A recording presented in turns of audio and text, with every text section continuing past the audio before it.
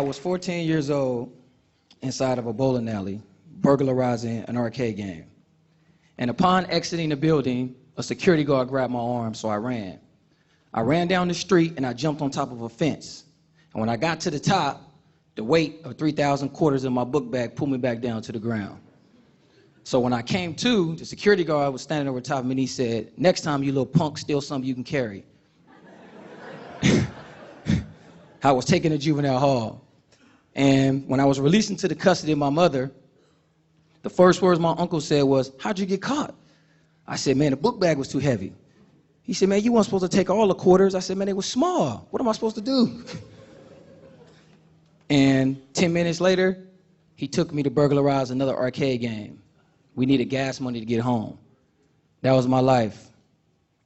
I grew up in Oakland, California, with my mother and members of my immediate family addicted to crack cocaine. My environment consisted of living with family, friends, and homeless shelters. Oftentimes, dinner was served in bread lines and soup kitchens. The big homie told me this: money rules the world and everything in it. And in these streets, money is king. And if you follow the money, it'll lead you to the bad guy or the good guy. Soon after, I committed my first crime. And it was the first time that I was told that I had potential and felt like somebody believed in me. Nobody ever told me that I could be a lawyer, doctor, or engineer. I mean, how was I supposed to do that? I couldn't read, write, or spell. I was illiterate. So I always thought crime was my way to go. And then one day, I was talking to somebody, and he was telling me about this robbery that we can do. And we did it. The reality was that I was growing up in the strongest financial nation in the world, the United States of America, while I watched my mother stand in line at a blood bank to sell her blood for $40 just to try to feed her kids. She still has the needle marks on her arms to this day to show for that. So I never cared about my community. They didn't care about my life. Everybody there was doing what they was doing to take what they wanted. The drug dealers, the robbers, the blood bank. Everybody was taking blood money. So I got mine by any means necessary. I got mine. Financial literacy really did rule the world. And I was a child slave to it, following the bad guy. At 17 years old, I was arrested for robbery murder. And I soon learned that finances in prison rule more than they did on the streets, so I wanted in. One day, I rushed to grab the sports page of the newspaper so my cellie can read it to me. And I accidentally picked up the business section. And this old man said, "Hey, youngster, you pick stocks?" And I said, "What's that?" He said, "That's the place where white folks keep all their money." And it was the first time that I had saw a glimpse of hope, a future. He gave me this brief description of what stocks were, but it was just a glimpse. I mean, how was I supposed to do it? I couldn't read, write, or spell. The skills that I had developed to hide my illiteracy no longer worked in this environment. I was trapped in a cage, prey among predators, fighting for freedom I never had. I was lost, tired, and I was out of options.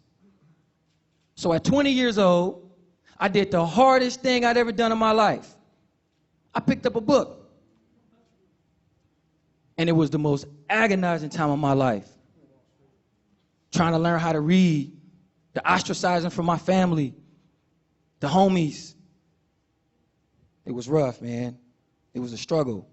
But little did I know, I was receiving the greatest gifts I'd ever dreamed of. Self-worth, knowledge, discipline. I was so excited to be reading that I read everything I could get my hands on. Candy wrappers, clothing logos, street signs, everything. I was just reading stuff. Just reading stuff. I was so excited to know how to read and know how to spell. The homie came up and said, "Man, what you eating?" I said, "C-A-N-D-Y, candy." He said, "Let me get some." I said, "N-O, no." It was awesome. I mean, I can actually now, for the first time in my life, read. The feeling that I got from it was amazing. And then at 22, feeling myself, feeling confident, I remember what the OG told me. So I picked up the business section of the newspaper. I wanted to find these rich white folks. So I look for that glimpse. As I further my career in teaching others how to financially manage money and invest, I soon learned that I had to take responsibility for my own actions. True, I grew up in a very complex environment, but I chose to commit crimes, and I had to own up to that. I had to take responsibility for that, and I did. I was building a curriculum that could teach incarcerated men how to manage money through prison employments. Properly managing our lifestyle will provide transferable tools that we can use to manage money when we re-enter society, like the majority of people did who didn't commit crimes. Then I discovered that according to MarketWatch, over 60% of the American population has under $1,000 in savings. Sports Illustrated said that over 60% of NBA players and NFL players go broke. 40% of marital problems derive from financial issues. What the hell? You mean to tell me that people work their whole lives buying cars, clothes, homes, and material stuff, but we're living check to check? How in the world were members of society going to help incarcerated individuals back into society if they couldn't manage their own stuff? We screwed. I needed a better plan. This is not going to work out too well. So I thought, I now had an obligation to meet those on the path and help. And it was crazy because I now cared about my community. Wow, imagine that. I cared about my community. Financial illiteracy is a disease that has crippled minorities in the lower class in our society for generations and generations. And we should be furious about that. Ask yourselves this: how can 50% of the American population be financially illiterate in a nation driven by financial prosperity? Our access to justice, our social status, living conditions, transportation, and food are all dependent on money that most people can't manage. It's crazy. It's an epidemic and a bigger danger to public safety than any other issue. According to the California Department of Corrections, over 70% of those incarcerated have committed or have been charged with money-related crimes, robberies, burglaries, fraud, larceny, extortion. And the list goes on. Check this out. A typical incarcerated person would enter the California prison system with no financial education, earn 30 cents an hour, over $800 a year, with no real expenses, and save no money. Upon his parole, he will be given $200 gate money and told, hey, good luck, stay out of trouble, don't come back to prison. With no meaningful preparation or long-term financial plan, what does he do? At 60, get a good job or go back to the very criminal behavior that led him to prison in the first place? You taxpayers, you choose. Well, his education already chose for him, probably. So how do we cure this disease? I co-founded a program that we call Financial Empowerment Emotional Literacy. We call it FEEL. And it teaches how do you separate your emotional decisions from your financial decisions. And the 4 timeless rules to personal finance. The proper way to save. Control your cost of living. Borrow money effectively. And diversify your finances by allowing your money to work for you instead of you working for it. Incarcerated people need these life skills before we re-enter society. You can't have full rehabilitation without these life skills.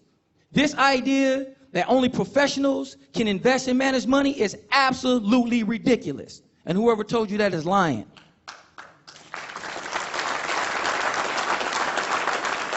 A professional is a person who knows his craft better than most. And nobody knows how much money you need, have, or want better than you, which means you are the professional. Financial literacy is not a skill, ladies and gentlemen. It's a lifestyle. Financial stability is a byproduct of a proper lifestyle. A financially sound incarcerated person can become a taxpayer citizen. And a financially sound taxpayer citizen can remain one. This allows us to create a bridge between those people who we influence, family, friends, and those young people who still believe that crime and money are related. So let's lose the fear and anxiety for all the big financial words and all that other nonsense that you've been out there hearing. And let's get to the heart of what's been crippling our society from taking care of your responsibility to be better life managers. And let's provide a simple and easily to use curriculum that gets to the heart of what financial empowerment and emotional literacy really is. Now, if you're sitting out here in the audience and you saying, oh, yeah, well, that ain't me and I don't buy it, then come take my class. So I can show you how much money it costs you every time you get emotional.